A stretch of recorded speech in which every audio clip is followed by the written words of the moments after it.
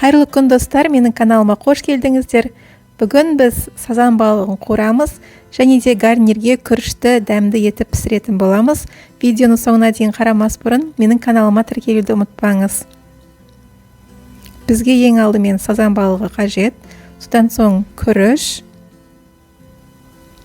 бір дана пияз және де ұн қажет. Ең алдымен майды табаға құйып жақсылап қыздырып аламыз.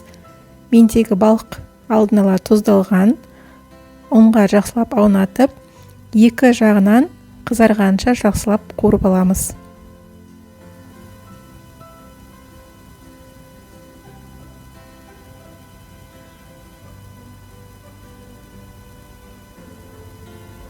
Барлық балықтарымызды осылай қуырып болғаннан кейін кішкене майын бөлек ыдысқа құйып аламыз. Бізге қажет болады.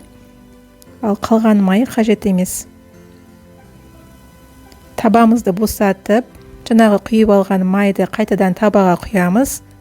Пиязымызды салып, жақсылап сарғайғанша қуырып аламыз. Содан соң күрішті саламыз, тұз саламыз, араластырып, қайнап тұрған ыстық суды құямыз. Су шамамен күріштің бетін кішкене жауып тұру қажет. Содан соң барлық балықты үстіне салып, оттың астын баяулатып, 20 минуттай күріш піскенше толығымен пісіріп аламыз. Міне, біздің балығымыз дайын болды.